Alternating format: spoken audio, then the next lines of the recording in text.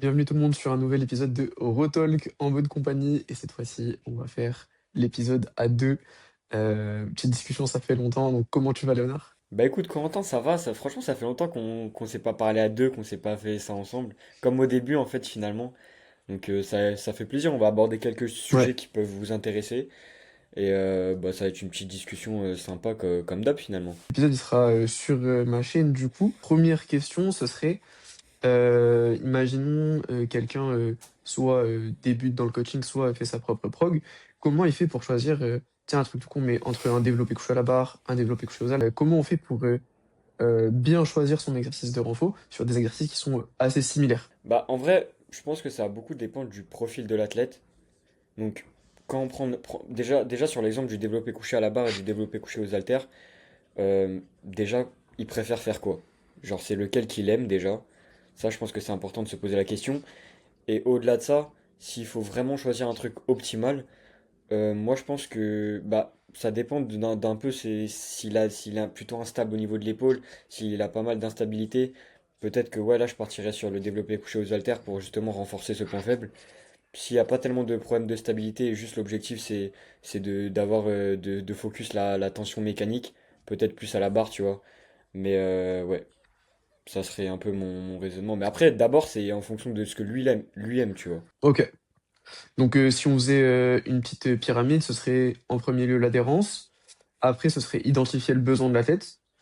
Hmm. Donc, ça peut dépendre. Ça peut aussi dépendre des phases de l'entraînement.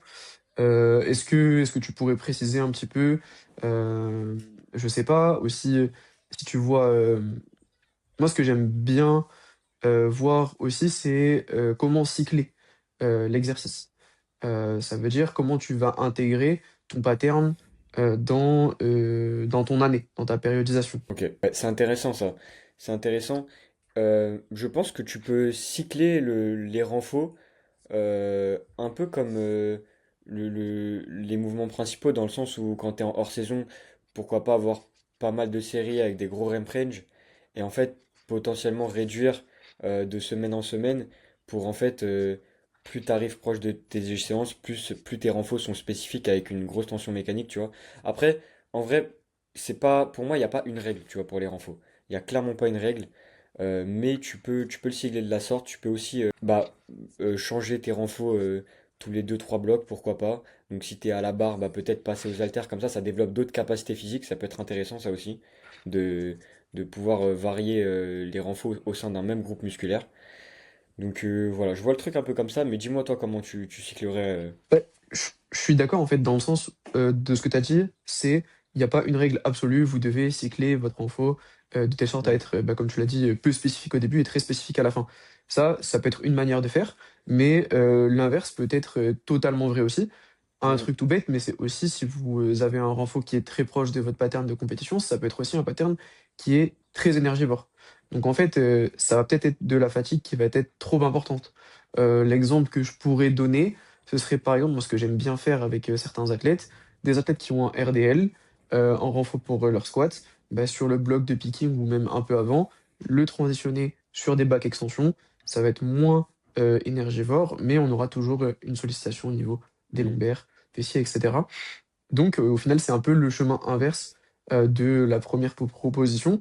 Et après, comme tu l'as dit, il y a d'autres intérêts comme le travail au niveau des asymétries, donc faire de l'unilatéral ou bah, le travail en développé couché halter est pertinent aussi. Hmm. Donc, comme tu l'as dit, il n'y a pas une règle absolue, mais il y a plusieurs manières de cycler. Et je trouve que c'est pertinent d'avoir une vision de OK, je mets ce renfort là, mais en fait, je sais qu'à l'échelle de 2, 3, 4, 5 blocs, même plus, je peux le faire évoluer et avoir une ligne directrice vis-à-vis de ça aussi. Ouais, grave, je te rejoins de fou. Je te rejoins carrément. Et bah là, tu as pris l'exemple du RDL. Donc, tu fais transitionner le RDL en back extension parce que forcément, le RDL va générer beaucoup plus de fatigue et donc potentiellement plus d'interférences dans les périodes où tu seras, je sais pas, par exemple en picking. Tu peux aussi transitionner le RDL sur du hip thrust. Et au-delà de ça, si tu fais des fentes, tu peux peut-être juste passer sur du leg extension. Et en fait, il y a plein de trucs comme ça. Et au-delà même de ça, tu peux justement focus des renforts justement donc avec qui vont générer beaucoup de contraintes comme bah, du RDL, du bench en assez lourd, mais dans des moments de hors-saison ou sur tes mouvements principaux, tu seras assez light pour justement, euh, comment dire, pour que tout soit pas au même niveau, tu vois. Genre, en gros, ok, tu seras light sur tes mouvements principaux, mais en fait, Ouais, sur tes renfos, tu vas quand même générer de la fatigue et ça va quand même créer un stress, tu vois. Et en fait, au fur et à mesure, quand tu vas approcher de ta comp, si par exemple tu as une échéance, et bah en fait, tu vas inverser en fait les deux jauges et tu peux faire aussi le truc comme ça. C'est pour ça qu'il n'y a pas une règle, il faut juste en fait que ce soit cohérent. Il faut vraiment juste que ce soit cohérent et pertinent, ouais, surtout sur le profil de l'athlète. carrément. En gros, il faut réussir à identifier. Et puis, vous pouvez, si on redonne un exemple concret, sur votre dips, partir d'un schéma où vous allez être très peu spécifique en début de hors-saison et vous rapprocher d'un mouvement plus spécifique en fin de Mm. hors-saison et en cycle préparatoire. Et à l'inverse, sur votre squat, faire le RDL, faire l'exact opposé. Donc, il faut réussir à identifier votre problématique et le chemin euh, pour la régler, tout simplement. Exactement, exactement. Et ouais, mais c'est surtout qu'il n'y a pas qu'une règle. Là, on dit ça, mais à tout moment, c'est C'est vraiment ça, cas par cas. exactement. Tout peut marcher, C'est pour donner un tout peut exemple. marcher tant que... Ouais, Exactement. C'est des idées, c'est des idées. Et après, du coup, là, on a parlé un peu ouais. de comment programmer les renforts, mais comment les choisir concrètement? Comment toi, c'est quoi un petit peu ta manière de penser quand tu es un athlète? Tu dis, ok, pour le tirage, tu vas lui mettre tel renfort, ok, pour la poussée, tel renfort, ok, pour les jambes, tel renfort. C'est quoi un peu ton schéma de pensée? Du coup, la question, elle est très générale. Donc, Bien je sûr. vais essayer de répondre à ça le mieux possible. Euh, Déjà, tout part donc de l'identification de la problématique. Si on reprend l'exemple, je sais pas, d'une traction, est-ce qu'il a une difficulté à terminer sa traction? Si c'est le cas, je peux y répondre par des formats d'entraînement, des variations, mais également par des bons choix de renfort. Donc ça va être, imaginons qu'il est en pronation, ça va être mettre l'accent sur des renforts avec une bonne rétraction scapulaire. Donc globalement, aller chercher une sollicitation musculaire qui est qui vise les muscles qui sont entre guillemets faibles sur son tirage, sur sa fin de tirage. Donc ça va être ça. Euh, et je vais prioriser des patterns en fonction des problématiques. Qu'est-ce que je peux dire et que je peux cycler également. Ça peut être, je sais pas, je reprends cet exemple-là de l'athlète a du mal à finir sa traction et j'identifie que c'est un problème au niveau de la rétraction scapulaire. Bah, je peux tout à fait commencer par buste penché, puis transitionner petit à petit vers des rowing au câble, donc à la poulie, ou inversement. Mais tout part du besoin et également ça peut être pertinent aussi de laisser le choix à l'athlète. Si je vois qu'il n'y ait pas de besoin particulier de périodisation du renfort, je peux dire je te propose, on doit faire un pattern. En fait, j'identifie un type de pattern. Ça va être un tirage horizontal, focus rétraction scapulaire. Ça peut être du développé horizontal, du développé vertical, un schéma de poussée unilatéral, que ce soit pour le haut du corps, le bas du corps. Et en fait, je fonctionne par famille de patterns. Et en fonction de ça, je peux demander que ce soit à l'athlète ou de manière unilatérale, définir quel pattern je dois mettre en premier pour l'athlète. Ouais, de manière générale, je dirais, j'identifie les groupes de patterns dont j'ai besoin en fonction de la problématique, et après, je choisis l'exercice que je trouve le plus pertinent. Et après, il y a toutes les Ok. considérations de longueur musculaire dans lesquelles tu veux travailler qui peut être intéressant. Hmm. Si tu veux, je peux développer ça, mais si tu veux déjà réagir à ce que je t'ai dit là, n'hésite pas. Non, non, franchement, c'est intéressant. Bah oui, tu pourras aborder ce sujet si tu veux. Mais du coup, on est d'accord que toi, donc, tu réfléchis à tout ça, mais est-ce que tu fais simple pour les renfos? Est-ce que tu vas chercher des renfos un peu farfelus, parfois, tu penses? Mais ça peut être une bonne chose, il Non, n'y a pas de souci. Mais enfin, ou c'est est-ce que rare. tu penses que, enfin, est-ce que tu conseilles d'aller à l'évidence malgré tout? De faire des choses simples? Tout à fait, hein. En vrai, les exercices les plus simples sont souvent les plus pertinents. Et un truc tout con, il faut que ça respecte, je crois qu'on l'a déjà dit dans un podcast, mais les objectifs principaux d'un exercice accessoire, c'est quoi? C'est de permettre de régler la problématique et de le faire dans un objectif de surcharge progressive. Et donc, tu as besoin de stabilité, etc. C'est sûr Hmm. qu'aller chercher des exercices farfelus, c'est rarement la bonne solution. Après, il y a des exercices que je vais programmer plus souvent que d'autres aussi. Tu as aussi le fait qu'en fonction de l'avancement dans la pratique de l'athlète, les besoins changent. C'est-à-dire qu'au bout d'un moment, tu as certains athlètes qui vont être, forts sur, plein de patterns différents parce que, leur passé font que ils ont fait beaucoup de muscu avant. Donc en fait, tu vas les mettre, sur un dips, bah, le mec a fait beaucoup de développé couché quand il faisait de la muscu, beaucoup de développé vertical parce qu'il faisait du développé, militaire aux haltères. Enfin, le mec est renforcé de manière générale alors que quelqu'un qui a le même temps de pratique, mais beaucoup plus de sport de force, va souvent être très fort sur un pattern donné et beaucoup moins sur des patterns annexes. Si on Hmm, reprend le dips, bah, le c'est mec va être vrai. très fort en dips, mais beaucoup moins fort en poussée verticale. Donc en fait, ça peut être Hmm, hmm. pertinent, et c'est ce que je fais relativement souvent. Si je vois qu'il y a un pattern qui est faible par rapport à d'autres, bah, ça va être ma priorité de mon début d'off-season où je me dis, ok, bah là, j'ai passé 2-3 blocs sur de la poussée verticale. Et après, je repasse sur, un pattern plus général, donc souvent c'est, du développé couché, donc un pattern de poussée, horizontale. Donc heu, Ok, donc voilà. ok, hyper Ouais, voilà. intéressant. Ok. Et aussi, j'avais une question du coup qui pouvait être intéressante. J'en parlais du coup aussi avec Tesco. Et à partir de quel moment tu te dis que les renforts sont plus autant importants pour un athlète? Et Ah, j'avoue, ouais, j'avoue que c'est la question intéressant est de se poser la question intéressante. parce que je pense il y a un moment donné où foncièrement, les gains que tu vas, enfin, les gains que tu vas avoir en faisant tes renforts seront de plus en plus minimes sur ton total, je pense. Mais à partir de quel moment on voit cette chute, justement? Je pense que ça dépend de l'objectif du renfort, mais si c'est par exemple simplement un objectif de développement de la masse musculaire, au bout d'un moment, l'athlète, il va quasiment pas plus progresser, en fait, en termes d'hypertrophie où ça va être très lent. Donc en fait, est-ce que on a besoin, d'allouer autant de ressources au développement musculaire alors que tu vois que le mec, il a fait X années de muscu avant et X années de street et que tu vois que sur son physique, bah, il a le même physique, d'une année à l'autre?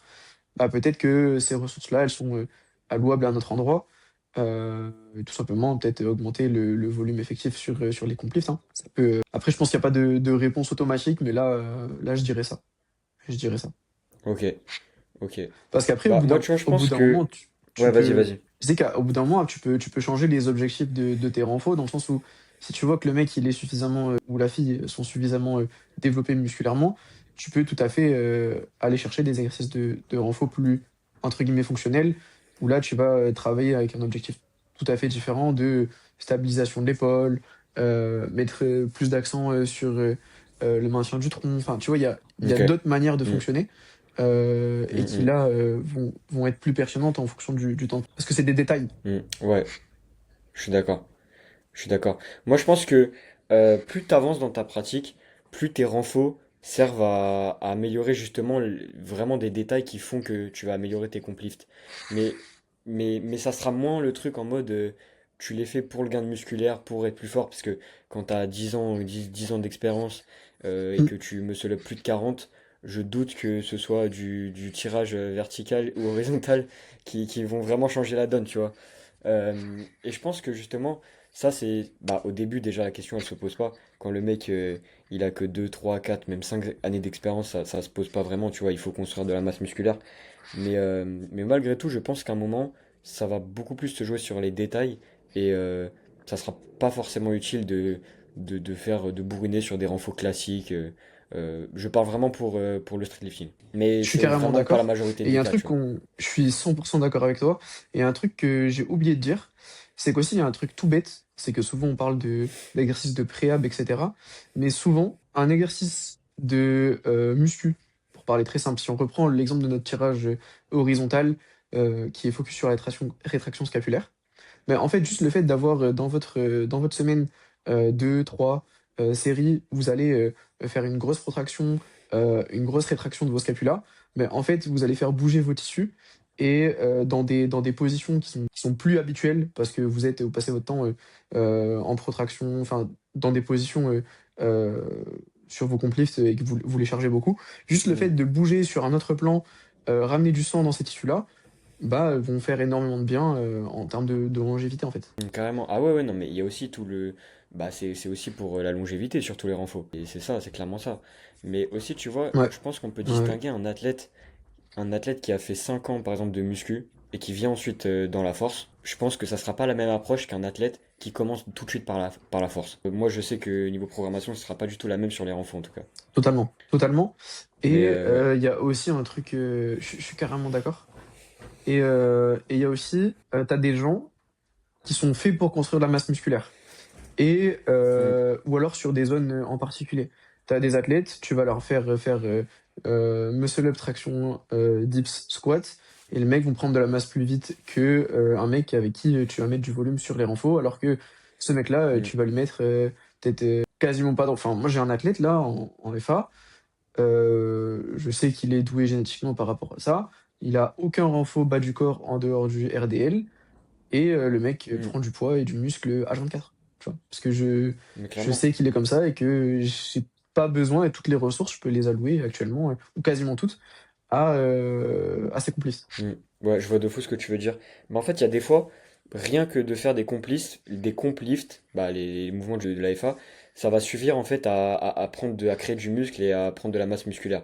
Donc en fait, à ce moment-là, autant faire que ça et justement utiliser les renforts plus pour se développer sur des différents plans, comme tu l'as expliqué, et pour la préhab, réhab. Mais du coup, ça sera moins dans l'optique de Mmh, juste créer de la masse musculaire, vu qu'en fait, les lifts principaux s'en occupent. Donc je suis d'accord que dans ce cas-là, faut, faut avoir une approche différente, mais en vrai, ça dépend vraiment des profils. Mais dans la majorité des cas, quand tu vas c'est ça, commencer quand tu vas commencer par la force directement, moi vraiment, je recommande, ouais, la majorité de ta proc, ça doit être des renforts en vrai. Quand tu viens, t'as zéro base et ouais, enfin, ça va être indispensable, clairement. c'est ça. Après, tu peux souvent, ce qui se passe, c'est qu'aussi, la personne te contacte pour faire de la force. Donc, tu peux pas lui dire: «Bon, bah, là, pendant, X mois, on va faire beaucoup, beaucoup, beaucoup de renfo», parce que le mec en a pas forcément envie. Mais clairement, les ressources que tu alloues dans ta prog, doivent être, vraiment beaucoup destinées, au renfo et des trucs tout bêtes, mais c'est je crois que je l'avais dit dans le podcast avec Desco, c'est que, il y a des phases, enfin les phases, de volume, d'endurance, de force, pour un débutant vont être beaucoup plus longues sur l'année que, Hmm, pour un profil, hmm. intermédiaire confirmé, parce que c'est aussi le moyen de lui créer de la masse, Clairement. De grâce au manière complice, tu vois? spécifique, plus spécifique. Ouais, c'est ça. Hmm, clairement. Et aussi un sujet important que bah du coup ça reste dans la lignée des renfos. Pour moi les renfos destinés au tirage, muscle up traction, je trouve que comment dire, je trouve qu'ils n'ont pas le même transfert direct que les renfos pour la poussée deep squat.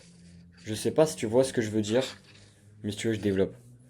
Je suis carrément d'accord. Je suis carrément d'accord, mais Ok. vas-y, développe. Je dis ça en fait dans le sens où t'auras beau faire des milliers de renfaux tirages, du rowing, peu importe, tout ce que tu veux, avoir un dos énorme, mais en fait c'est pas ça qui te... Enfin pour moi il y aura pas de transfert direct si tu pratiques pas ou très peu les mouvements de traction. Alors que inversement, euh, tu fais des renfaux poussés, tout sauf des dips, tu deviens un monstre, des triceps, des épaules, des pecs, tu vas être très fort aux dips, même sans forcément en faire, juste il manquera le pattern technique. Et pareil pour le squat. Et on le voit avec les pratiquants de musculation justement.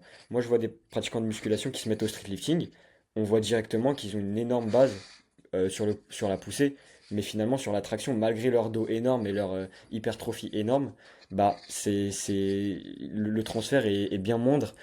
Moi je pense que c'est parce que les mouvements de tirage, ils sont tellement à part que tu es obligé d'en faire pour progresser, entre guillemets, bien sûr, mais dans le sens où encore plus que pour les mouvements de poussée. Et pour moi, les renforts, justement, ils ont un intérêt un peu différent.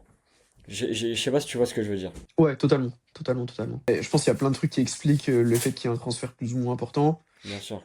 Je pense que aussi ça vient de la typologie d'exercice où un tirage à la poulie est beaucoup moins proche d'une traction qu'un dips n'est proche d'un développé couché, tu vois. Ouais, je suis d'accord. Et aussi, il y a un truc, c'est que quand tu vas créer de la masse musculaire sur tes tirages, sur tes renforts tirages, mais en fait, c'est pas forcément de la masse musculaire qui sera utile sur tes tractions et muscle-up. Tu vois ce que je veux dire?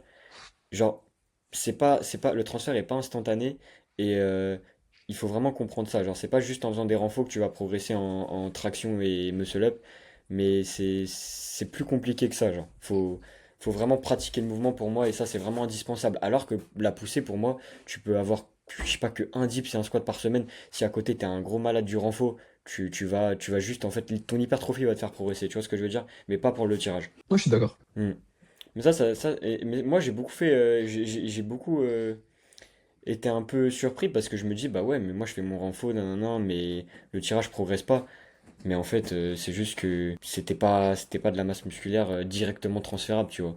Et ça peut être trompeur parfois. Bah, il y a ça, et je pense le fait que, un truc tout con, mais euh, si tu regardes le volume effectif dont a besoin une traction pour ta semaine par rapport à un Hmm, dips, tu te rends hmm, compte, comme tu l'as dit, que tu peux progresser avec un seul dips par semaine, alors que progresser en étant intermédiaire, hmm, voire avancé, par contre, progresser avec une traction semaine, hmm. c'est quasi impossible.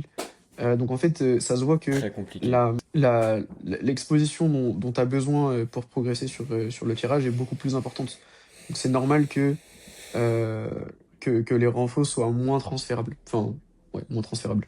Clairement. Donc ouais, moi en vrai ce que je recommande aux gens en vrai, enfin surtout un débutant qui essaye de se chercher niveau renfo, pour le tirage, moi je lui conseillerais, tu vois, de faire beaucoup de muscle up, beaucoup de traction, de prioriser ça au renfo.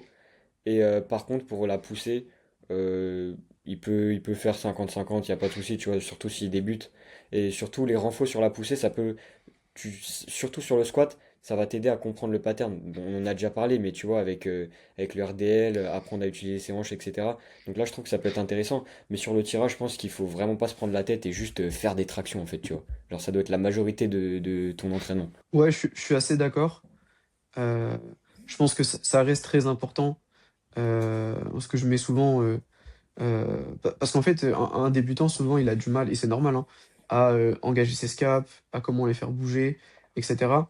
Donc en fait, souvent, enfin, pour un mec qui tire, je sais pas, en pronation, bah souvent il y a une chaîne musculaire qui va être moins bien engagée que l'autre, et souvent ça peut être une priorité pour au niveau des renforts, Hmm, ou tout bêtement, tu mets un pattern de tirage vertical focus grand dorsal et un pattern de tirage horizontal focus rétraction scap, et sur la séance 2 t'inverses, et t'as un développement hmm, général de ton dos, tu vois, sans complexité et sans trop bien sûr.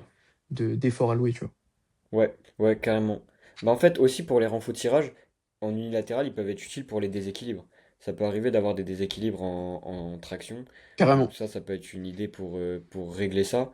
Ça peut être aussi pour, bah ouais, c'est ça, faire comprendre à tes tissus qu'ils peuvent bouger dans différents plans, etc. Bien sûr. Aussi d'un point de vue, bah ouais, longévité aussi malgré tout.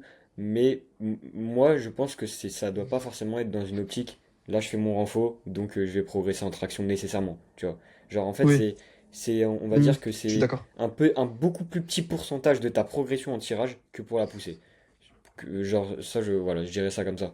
Que le renfort en tirage, Moi, je suis le d'accord. pourcentage, il est moindre. Mais bien sûr, c'est utile, hein. Il y a plein de raisons en vrai, tu vois.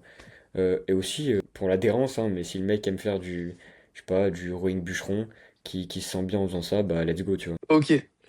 Mon deuxième Euh, sujet, un de tes athlètes vient te voir et te dit, ouais Léo, je prends moins de plaisir à l'entraînement depuis quelques semaines. Qu'est-ce que tu lui réponds? bah déjà ça, je vais être hyper attentif à ce qu'il me dit. Genre, je serai pas là en mode je m'en fous, tu vois. Parce que ça, moi, je trouve que c'est un truc très très important. Et bah tout de suite, je vais essayer de comprendre dans quoi. Genre, pourquoi, qu'est-ce qui fait qu'il prend moins de plaisir. Donc parfois, ça va être juste qu'il progresse pas, ou qu'il pense qu'il progresse pas. Parfois, ça va être des exos qu'il aime pas. Parfois, ça va aussi être sa vie externe, tu vois. Sa vie externe sera pas ouf, il va mal récupérer, son hygiène sera pas ouf, et du coup, ça va impacter son ressenti à la salle.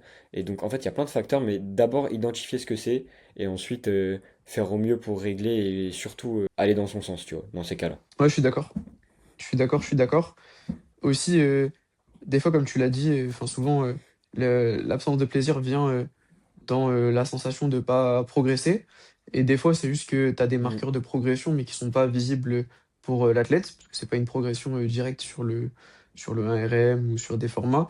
Donc ça peut être aussi, enfin c'est mm, important mm, d'expliquer à l'athlète que si, regarde, il se passe ça, ça, ça, donc la dynamique, elle est carrément. positive, faut te laisser plus de temps. Il y a aussi des phases où l'absence de progression, ou même la régression, est due au contexte, donc aux facteurs externes. Et dans ce cas-là, souvent, c'est de demander: «Mais depuis quand est-ce que tu es plus fatigué? Depuis quand est-ce que tu prends moins de plaisir?» Et souvent, il y a une corrélation entre ça et je sais pas, l'augmentation, du stress au travail ou la diminution du sommeil parce que, il se passe X ou Y chose, dans la vie personnelle. Et souvent d'expliquer que, bah, en fait, c'est juste, Mm. regarde, une phase où là, tu travailles plus, il y a une corrélation. C'est pas, que tu es devenu nul ou quoi, c'est que regarde, tu es plus fatigué donc forcément et le Carrément. jour où ça va mieux, ça va repartir de plus belle. Mm. Non, je suis d'accord. Mais c'est vrai que il y a beaucoup ce truc de eux, ils ont l'impression de stagner, donc forcément c'est corrélé avec l'adhérence et la motivation. Et parfois, je pense que c'est important de les sensibiliser, tu vois. Par exemple, moi, bah, j'ai des athlètes à la fin du bloc qui me disent ouais, un peu déçu, nanana. Alors que foncièrement c'est très bien, et je leur dis ok bah regarde ce que tu as fait la même semaine du bloc dernier, regarde juste l'évolution, et après ils me disent ah ouais j'avoue t'as raison et tout, je me suis trop matrixé, et en fait juste en fait c'est qu'il manque un peu de dézoomer de la situation, il manque de dézoom, mais en fait juste tu les sensibilises et ils comprennent qu'il n'y a aucun souci à ça. Ouais, je suis carrément d'accord, totalement. Mais du coup, pour être plus précis, on va dire que si sa vie externe, elle est très bien, et c'est juste à l'entraînement. Il te dit, ouais, Corentin, moi, juste à l'entraînement, ça me fait un peu chier ce que je fais. Comment toi, tu réagirais et qu'est-ce que tu mettrais en place? Bah, j'essaye d'identifier, qu'est-ce qui l'ennuie, tu vois, déjà. Est-ce qu'il y a des séances où il prend moins de plaisir? Est-ce que c'est parce que il a trop de renfo, pas assez de renfo? Hem, Hmm, hem, Tu vois, par exemple, il y a quand j'identifie ce problème-là, bah, j'essaye de, lui demander: «Bah, toi, qu'est-ce qui te ferait plaisir de faire? Qu'est-ce que tu vois comme évolution?» Et en fonction de ça, je dis: «Ah bah, OK, on peut faire ça, on peut mettre ça en place» et j'écoute, l'athlète et j'essaye de répondre le mieux possible à ces demandes. Après bon, s'il me demande: «Ouais, bah, maintenant je voudrais faire de la muscu enfin, je voudrais faire de la course», bon, non, mais non, si c'est des demandes, totalement, qui rentrent dans la bien prog, juste sûr. des trucs tout cons, mais des fois, c'est juste, bah, cet exo de renfo, il m'ennuie, je lui demande: «Bah, qu'est-ce que tu veux faire?» et on met ce qu'il a envie de faire et voilà et après s'il y a Ok. une régression ou une absence de progression plutôt sans, facteur externe, bah, là forcément, avant que l'athlète, m'ait dit que sa progression, lui convenait pas, moi j'ai déjà cherché des solutions de me dire: «Ah mais du coup, c'est-à-dire que dans la améliorable» et donc forcément je suis Hmm, déjà sur le «dossier» entre guillemets ouais. pour changer les paramètres, heu, pour relancer de la progression. Donc voilà et toi, qu'est-ce que tu ferais, Ok. dans ce cas-là Et aussi? bah justement, c'est intéressant parce que moi j'ai déjà eu ce cas de figure. Et en fait, c'est vrai que c'est un peu un défaut que j'ai de parfois faire des séances trop longues, tu vois. C'est vrai que ça peut m'arriver, je me rends pas forcément compte. Et la majorité du temps, ça va être ce problème que je constate, c'est que la personne trouve que la séance est un peu longue. Après, je sais pas comment elle est à la salle, si elle est efficace ou pas forcément. Mais dans ces cas-là, il n'y a aucun souci. Et bah, j'adapte direct, tu vois. Genre, je veux pas que ça devienne un frein. Mais Ouais, généralement, ça peut être un peu ça, la raison. Euh, mais ouais, ouais, c'est vrai que il y en a pas mal, et je pense qu'il c'est y a un le problème de l'adhérence, il vient avec la longueur des séances. ouais, carrément et je pense qu'il y a un truc aussi à dire, c'est qu'au bout d'un moment, faut pas oublier que ce soit en force athlétique ou en streetlifting, on fait des sports qui sont, redondants et toutes les séances n'ont pas vocation à, se pousser aussi fort que d'autres.